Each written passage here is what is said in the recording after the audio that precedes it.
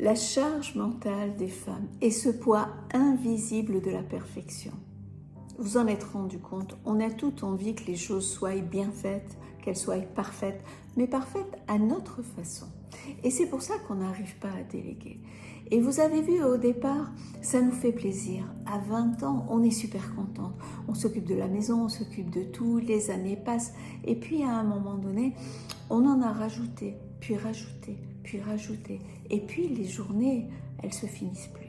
Et c'est toutes les mêmes. Vous vous levez le matin, vous vous couchez avec les mêmes soucis, avec les mêmes préoccupations. Et à partir de ce moment-là, la charge mentale est en train d'augmenter, d'augmenter, d'augmenter. Pourquoi?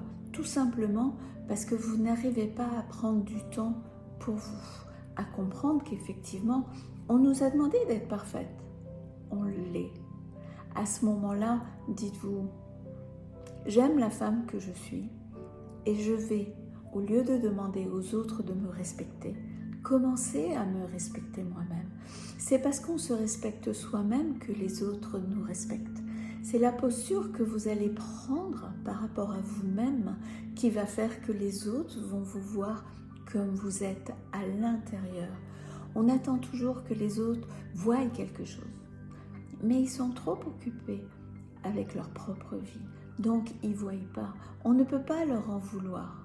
Aujourd'hui, si vous décidez de changer parce que vous vous rendez compte que votre charge mentale est énorme, commencez déjà par respirer. Vous vous êtes rendu compte que vous êtes toujours en apnée, vous êtes toujours en train de courir après 2 minutes. Ce qui fait que votre cerveau a toujours l'impression qu'il est en survie et pas en vie. Alors, prendre 1 ou 2 inspirations, ça nous permet effectivement d'envoyer une autre information à notre cerveau. Puis, prenez 5 minutes pour regarder ce que vous pourriez changer dans votre quotidien. Comment vous pourriez prendre une routine différente.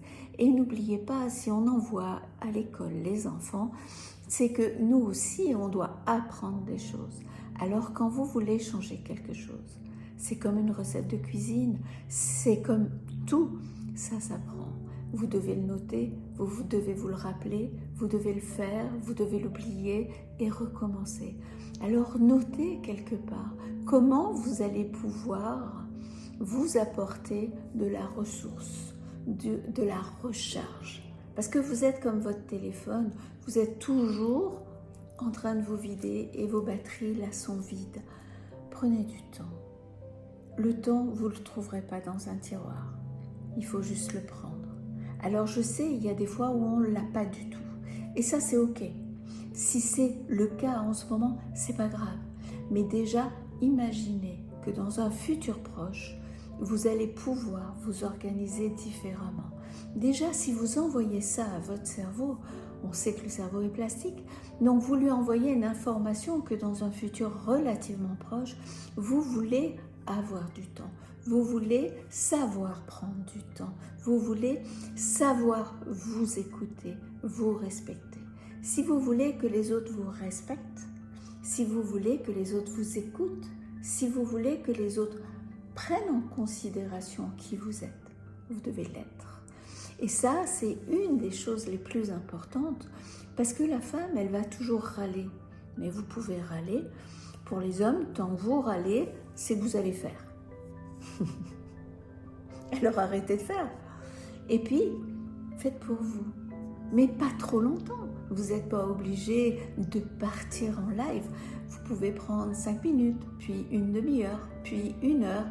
Et vous mettez au cours de votre journée des choses qui sont importantes pour vous. Des choses qui vont vous aider à être fier de vous, à vous reconnaître. N'oubliez pas les hormones de l'amour.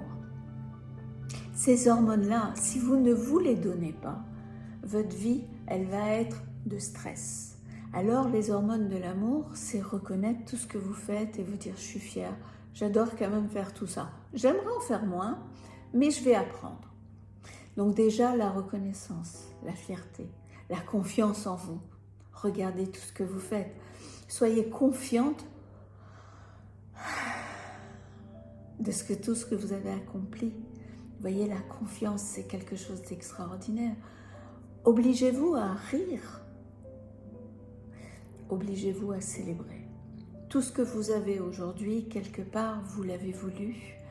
Et des fois, c'est pas exactement comme vous voulez. Alors, il nous reste juste à le repenser, à le restructurer, à le retravailler. Mais ça, c'est rien. Si vous le subissez, vous allez vous l'âme hanter et vous allez finir comme une âme en peine. Et franchement, c'est pas notre travail. Vous le savez, j'adore vous accompagner pour que vous soyez en paix avec votre âme. Notre âme, quand on est en paix avec notre âme, ça veut dire qu'on est bien avec nous-mêmes. C'est pas que vous êtes en retard. Si vous êtes en retard, c'est que vous êtes dans le mal heure. Vous n'êtes pas à la bonne heure. La bonne heure, c'est là, c'est maintenant. C'est qu'est-ce que je vais faire là maintenant. Et si je suis obligée de faire tout ça, je vais le faire avec le sourire.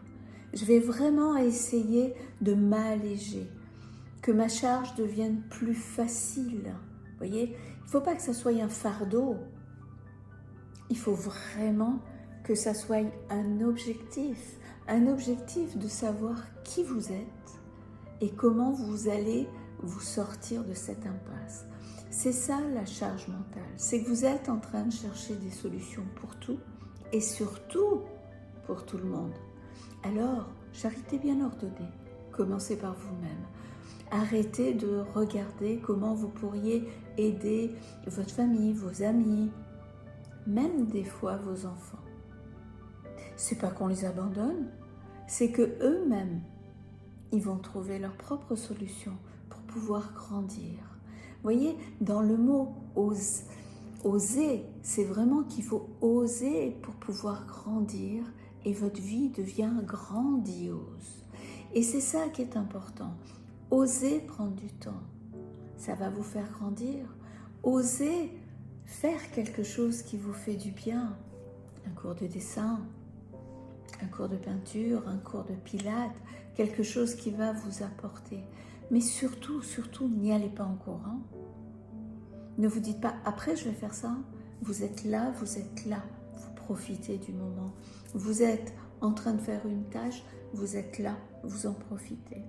Et c'est ça qui est important. Il faut qu'on arrête de faire 50 choses en même temps. Elle est là, la surcharge neuronale.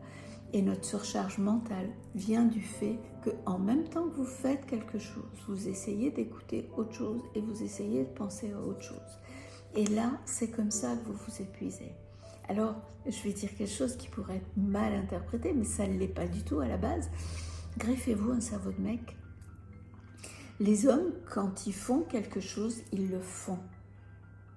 Pourquoi nous, quand on fait quelque chose, il faut qu'on soit fragmenté, il y en a partout?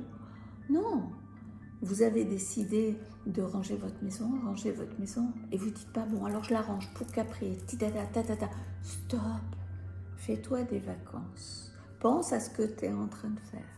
Mets ton attention dans ce que tu es en train de faire. Ta maison, t'aimes qu'elle soit rangée quand tu rentres. Alors cool, c'est pas une charge. Vous voyez, c'est votre point de vue qui va faire toute la différence. Mais tout cela s'apprend. Ça prend par effectivement un autre chemin.